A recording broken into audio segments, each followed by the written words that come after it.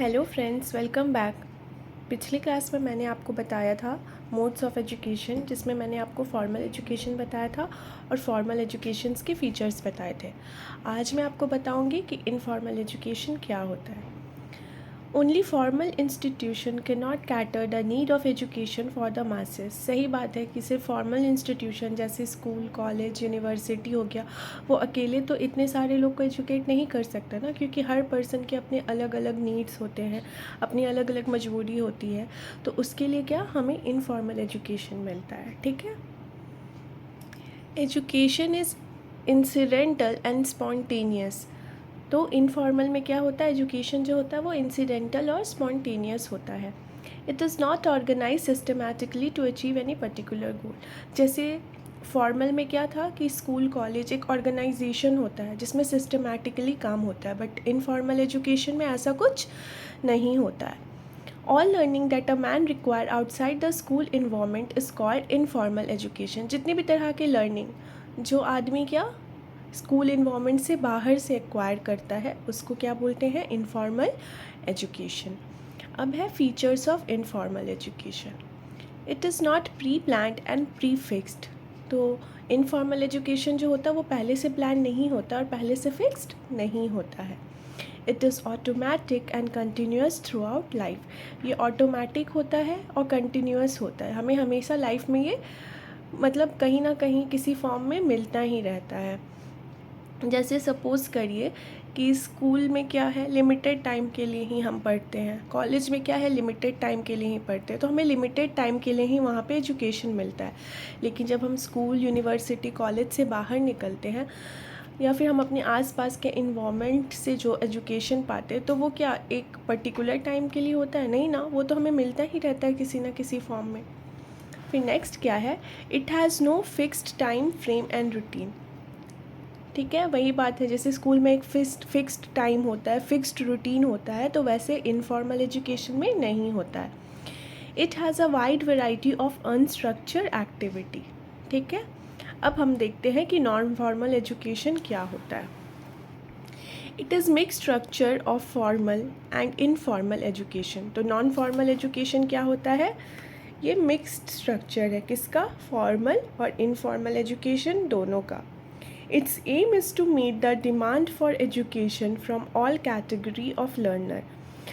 जितने भी कैटेगरी होते हैं लर्नर के, तो इसका क्या मेन एम होता है कि वो सारे कैटेगरी जितने भी लर्नर के हैं उन सबको एजुकेशन प्राप्त हो सके। They want to make education open and very wide by deschooling the society. तो ये क्या एजुकेशन को बहुत ज़्यादा वाइड करना चाहता है। नॉन फॉर्मल एजुकेशन क्या हो गया, जैसे भी बहुत सारे प्रोफेशनल्स होते हैं, ड्रॉप आउट्स होती हैं, बहुत सारी विमेन ऐसी होती हैं। तो जितने भी ड्रॉप आउट्स लोग होते हैं या प्रोफेशनल मतलब क्या, जो लोग जॉब भी कर रहे हैं और पढ़ना भी चाहते हैं, और विमेन जो लोग मतलब घर पे काम करती हैं और पढ़ नहीं पाती हैं, तो वो सब के लिए क्या होता है, नॉन फॉर्मल एजुकेशन। इसका एग्जाम्पल क्या हो गया, correspondence course, open education, distance education, etcetera. अब है features of non formal education. It is systematically organized and pre planned. ये क्या होता है, पहले से प्लान्ड होता है और सिस्टमैटिकली ऑर्गेनाइज्ड होता है। It is very liberal and flexible according to the need of learner. बहुत ज़्यादा लिबरल होता है और फ्लेक्सिबल होता है, जैसा लर्नर का नीड वैसा ये एजुकेशन प्रोवाइड करता है। इसका क्या होता है, वाइड वैरायटी ऑफ करिकुलम होता है। It is for all the learner, और ये सभी के लिए होता है, ऐसा नहीं कि सिर्फ पर्टिकुलर पर्सन के लिए, बट ये ओपन यूनिवर्सिटी है, मतलब ओपन फॉर ऑल, सबके लिए होता है। ठीक है।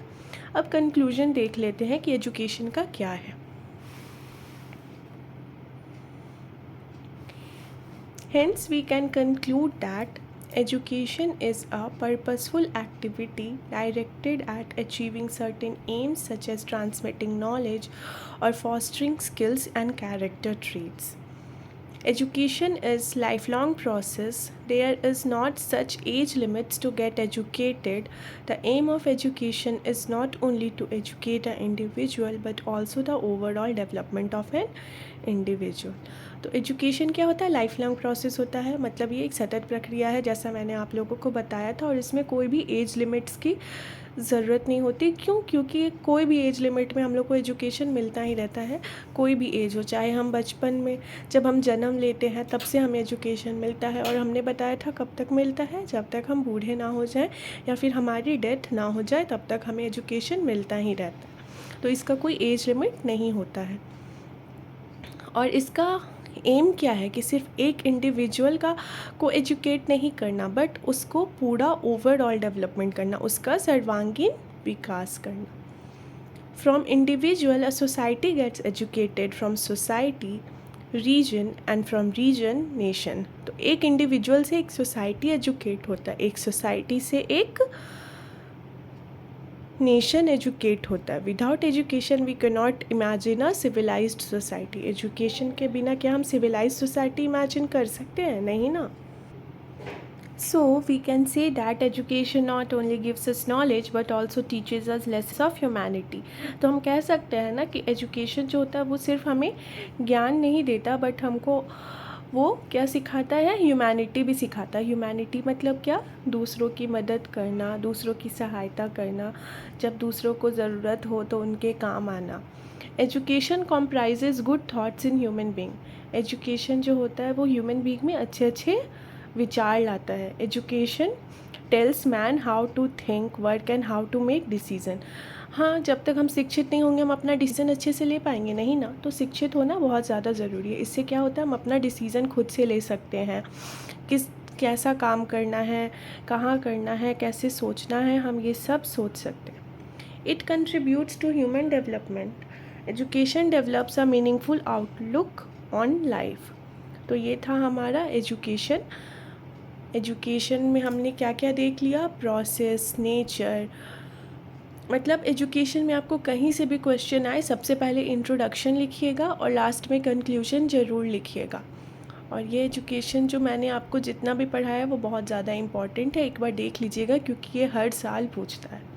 Thank you. अगर आपको मेरा चैनल और मेरे पढ़ाने का तरीका पसंद आ रहा हो तो मेरे चैनल को लाइक और सब्सक्राइब ज़रूर करें.